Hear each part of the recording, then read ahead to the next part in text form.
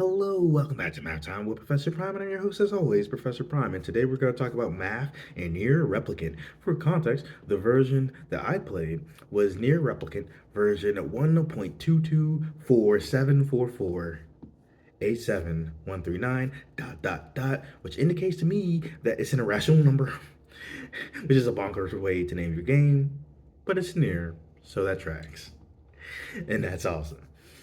So here's how the video is going to go. I'm going to talk about NieR Replicant, and I'm going to talk about its bonkers history. um, and I'm also going to talk about some connected games and series.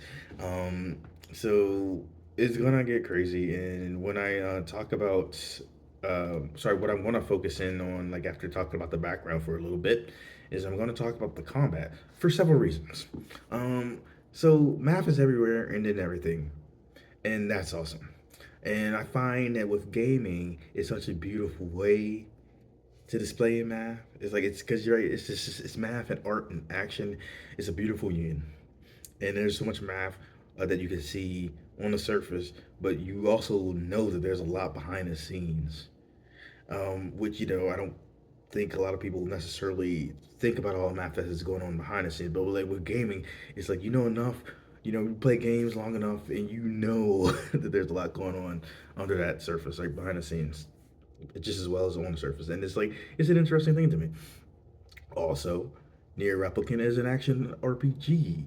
Combat is super crucial. It's what you're focusing on for your gameplay. It's what is allowing you to explore that world and progress in the story. So there's a lot to be said about it, and I also feel like with combat in particular, it's real easy to see the math in that, and it's fun for me to talk about because like I'm a big fan of action games. Excuse me, sorry about that. So yeah, that's how the video is going to largely go, right? Like I am going to be talking about other things, not just combat, but that will be my focal point. But again, I'm going to be giving some background on NieR Replicant and things that are related to NieR Replicant, because it has a rich and wonderful history, and it's honestly bonkers. Um, so yeah, that's how it's going to go. But oh my god, are there going to be spoilers? Like assume all the spoilers. Assume all the spoilers for NieR Replicant, and other games or other versions of that. Assume spoilers for NieR Automata, um, NieR Reincarnation, just to be safe. I'm not really going to get into that. The Drakengard games, anything related to NieR or Drakengard. And if you're wondering why I'm mentioning Drakengard in the first place, we'll get to it. If you know about the link between NieR and Drakengard, you get why it's important. Either way, we're going to talk about that. So yes, assume spoilers for all things NieR and related to NieR. NieR. I'm sorry that was bad.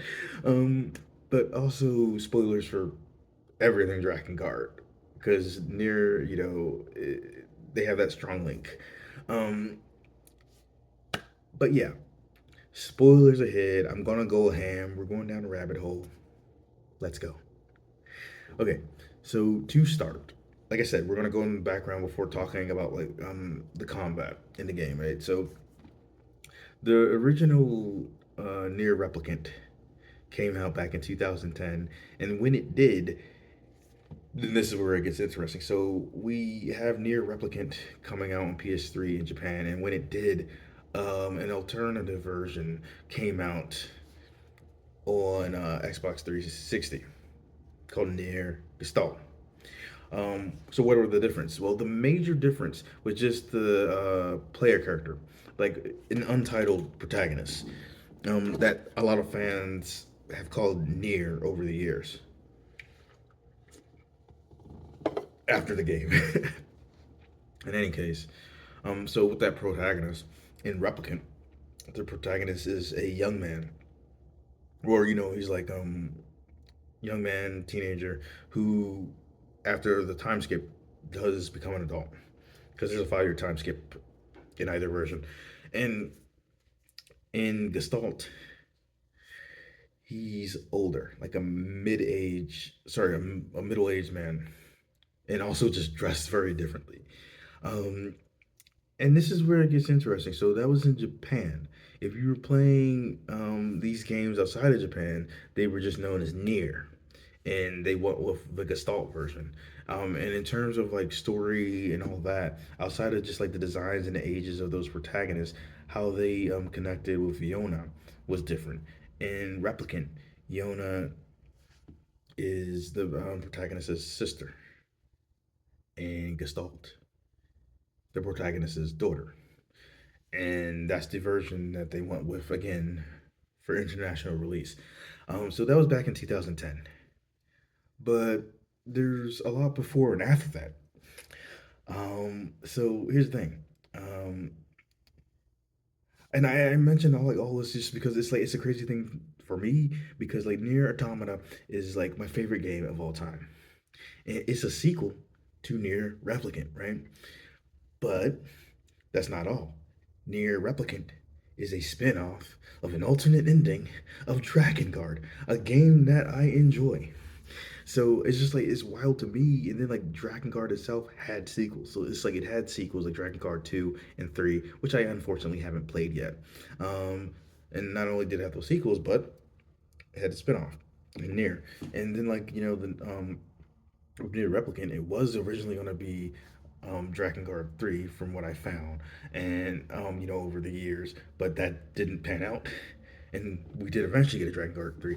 And so it's just a crazy thing to me, too, because like this saga has been going on for like around 20 years. So you got like Dragon Guard back in 2003, then Dragon Guard 2 in 2005. Then in 2010, you don't get Dragon Guard 3 when everything is said and done. You get Near Replicant, and then the history that's associated with that. Um, and then in 2013, you do get a Dragon Guard 3, and then 4 years later in 2017, you get Near Automata. Again, my favorite game of all time. And then 4 years after that, you get two games. You get Near Reincarnation, which it was a mobile game, and I think it actually did stop being live last year. So unfortunately, like, I'm not gonna be able to play that. But I want to look up more on that because it's like it's like a prequel to Near, and that's a whole thing. um, but that's not all. We got Near Replicant, um, version 1.22474487 139 dot dot dot. And you know it's considered called like a remaster and all that, but it's like it's more of a remake. Square has this whole thing where they don't really, to me, label things like I think they should be labeled, because like with the version of the Near Replicant remaster, it's more of a remake because like well, one, there's some narrative like threads that are added that provide some more connective tissue to like Near Automata. But the big thing is the gameplay. It was revamped, redesigned to be more in line with Near Automata. And there's also like a new alternate ending that, again, like some other elements of that game, serves as better connective tissue to like some of the Near Automata stuff. And so there's all that. So all in all, between Dragon Guard and the Near games, we have a series that like because it's like no telling that, sorry, there's no telling of when that'll be over for sure. But if we go by like reincarnation, when that ended, we have a tale that's been taking place over 20 years and in several games, and then there's associated materials with all that, right? Because like there was a for starters, there was like CD drama with different short stories for like Near Replicant. And then eventually we got like an anime for Near Automata, and there's other things in there, but it's just like, so you got this story over like 20 years in the making, and it started with Dragon Guard, which itself is like just a crazy game, like which I did because it too is an action RPG, where you have two major styles of gameplay. Like one, you're going around, you're exploring dungeons, and you're fighting opponents, right?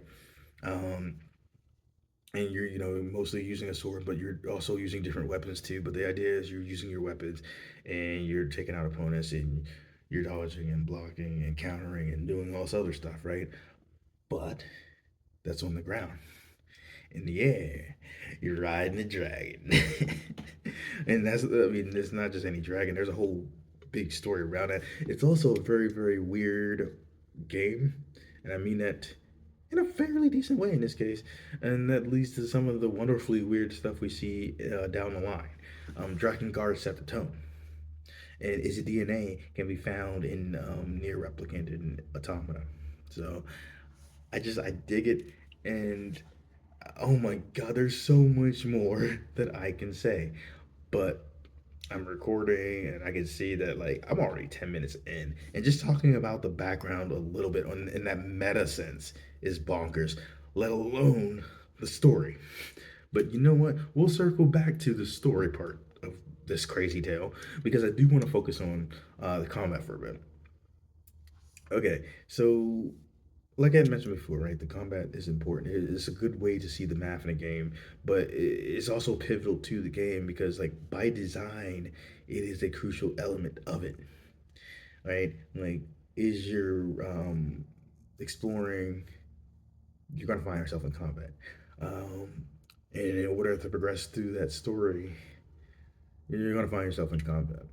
So having that element down is really important, and I think that's cool. So if we start with the basics and build from there, I think that'll go to some fun places. So here's the basics of any combat, right? You're dishing out damage while trying to avoid taking it, right? And like how that ends up looking varies game to game, situation to situation. And when it comes in here, replicant, um, there's a couple layers to it, right? The idea is like you're dishing out damage while trying to not take it, and you have some stats that are involved in that. Like it's actually not that bad.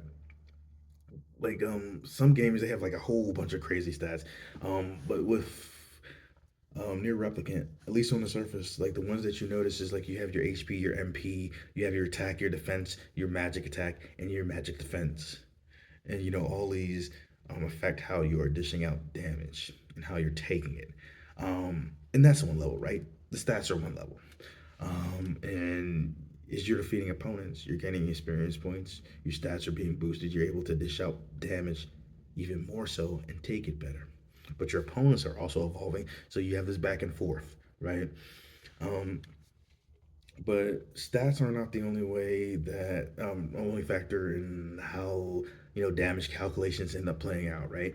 Same for like levels and experience points. They're not the only way. They're a big part of it, but that's not all. So throughout the game, right, you find yourself getting different weapons. And the first part of the game is like largely one-handed weapons that have varying degrees of strength. Later on, you have like one-handed weapons. After like after the time skip, you have one-handed weapons. You have two-handed weapons, and you have spears, right? You have different versions of these, all with like different attributes, right? Some may hit harder, but some may be heavier and tougher to wield, right? And some may be like weirdly balanced, like because you might have like a spear, for instance. Like some of those were like bonkers. That's what I found anyway. Like so you have your weapons, and that impacts the damage that you're dishing out too.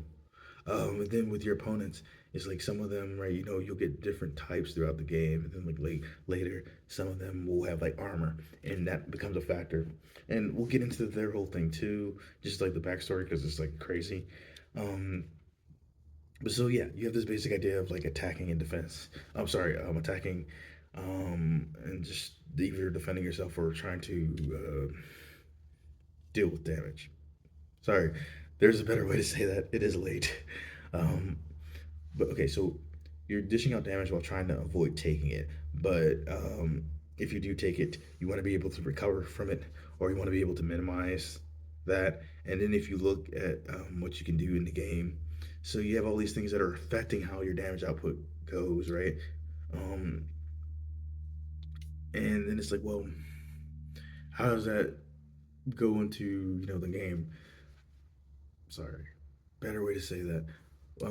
But so yeah, it's like, well, how what are you doing in the game to like deal with all that, right? So you have heavy and light attacks. You can also, defend. You can evade. You can deflect, which is like basically parrying if you, block at the right time. And then you also have the idea of magic, right? You can have like two different magics equipped. Like for me, having the blast option and like the lance option were really good, but there are different types because you have like the there's some spikes that you have or like the fists. I forget their names, but the idea is like you have different type of magic that you can equip, and how effective that magic is depends on your stats. But then there's also the idea that you can tweak things throughout the game.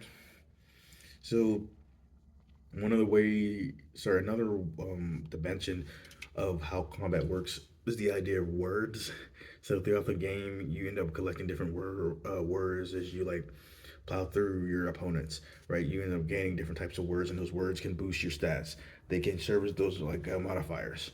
So you might have certain words that increase your attack or increase your ability to damage armor, and so you have different percentages, sorry, different percents that are associated with them, and you might find stronger words or stronger versions of those words throughout your playthrough. So you have all these different components that contribute to like how you're dishing out damage, and then you're doing different things to try to like avoid take it or taking it, or if you're going to take it, you want to see how you can recover from it. And to that end, items are a part of the game, right? Like now, one of the big ones are recovery items. Like you have like medicinal herbs, health salves, and stuff like that. But throughout the game, one of the elements that you can take part in is farming, and with that farming, you can plant different things, right? And you don't have to engage in that, but it can be useful because like if you're planting certain items, there's like certain flower seeds that you can plant, and you can actually use those as health items. And then for other items, either you can sell them or you can use them as part of different quests, which you get more experience on the way, more money, and you'll also get certain weapons for certain quests as you go on. Speaking of your weapons, you can also upgrade your weapons. So there's that. Um, there's a lot that you could do, but to kind of take it back to combat and just like how it's building up. So you have that basic notion of you're at 100% health, or you're at some different level of health, and you're just trying to not go to zero. Ideally, you're at 100%, but you're trying to not go down to zero while you're trying to take your opponent down to zero. And so that's the basics, but then you have things like stats that are involved. You're getting experience points, you're leveling up, you have different weapons, and those weapons can be leveled up. You have different items, some of which you can buy. You can recover your health, you can farm and use those items. You can gain money, you can buy better weapons, you can buy better equipment. And with some of the items, it's not just health items. There are some items that increase your strength or your speed, stuff like that, or your defense, whatever the case may be. There are items for it. And as you're going around, your opponents are also dropping items, and you can impact that drop rate if you have like the right sort of like words associated with your weapons and stuff like that. Just to give an example. And so there's math all over that combat. And it branches out and it affects the other game. I'm sorry, other parts of the game, right? Because like you're going to different stores, you're exploring different towns, and it's like for the farming, for instance, you don't have to do it, but you could be selling your products, or you could be like using the flowers for health, right? And again, in some cases, you can like use items that you find or grew for different quests that might require specific items. And so you have this idea that you're going around, right? You're doing quests, you're doing side quests, You're gaining items, gaining money, and you're increasing your combat proficiency as you go. And so you have this back and forth between, your combat and your exploration and just getting to know people throughout the game. And that's cool. And that's all math. That's really cool. And then of course you have the idea of like you could have you have other elements too, right? Because you have like your music, the scale and scope of the world, the way light is used, light itself, sound, voice acting, whatever the case may be. It's just like that's all math at the end of the day too. And so I could play that game all day. But what I want to do is I do want to talk about like the story a bit, because it's just like it's such a crazy thing. Um, and again, at the beginning, I said spoiler ahead, and I'm sorry, I'm getting tired. But I did want to talk about the story just because it's like it's bonkers to me. So again, Near Automata is like my favorite game of all time. And on its own, if you've never played anything else or you didn't know it had the title Drakengard, right? Like it stands on its own, and that's phenomenal. But then if you play Near Replicant, right? It's like holy crap! Not only is Near Automata a good game, a great game, it's a great sequel. Like there's so much like there, and it's like that just works, and it's a wild thing because it's about a 10,000 year difference between Near Replicant and Near Automata. Like, and that's wild. It's like it's nearly 10,000 years. Like, and that's bonkers to me. Like, what the what? And so anyway though, playing it is just like a wild thing because it's an insane journey. So if you go back to Drakengard, Drakengard has multiple endings, just like the Near games do, right? And in one of those multiple endings, one of the battles with like one of the crazy creatures, it reaches a hole through time and space, and they find themselves in 2003 in our world, and I think in Tokyo. Um, and so a battle breaks out in that particular ending, and it's a rhythm game. Also math, by the way. Um, yeah, so for a second it turns into a rhythm game, which is a bonkers thing. Um, and so the way that that ends is with, um, you know, your character is winning, but then like dying horribly because they were hit with missiles, right? And so from that, like there was that ending, right? And then so that was one of the multiple endings from Drakengard, and then eventually Drakengard 2 did come out. But then like 5 years later, after Drakengard 2 came out, you get that idea of expanding on that ending again. Like it was, I don't know if did I say it earlier? I might have, but like it was originally gonna like Drakengard 3 was originally gonna be what Nier became, but that went a different direction. So eventually we got Nier and we got a Drakengard 3. But in any case, so 5 years after Drakengard 2, 7 years after Drakengard, they follow up on this, you know, alternate ending. And it's like, hey, well, after everyone is dead pretty much, that was not from that world, it left some issues. Like people started getting sick from like what the white coronation syndrome, as a result of the particles left behind by like the guard sort of creature. Um, and that just led to a lot of crap. It led to the extinction of humanity. It led to, the whole idea of gestalts and replicants and androids down the line.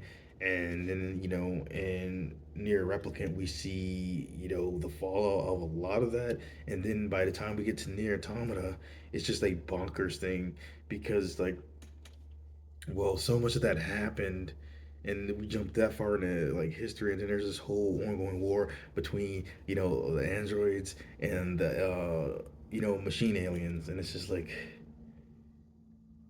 what?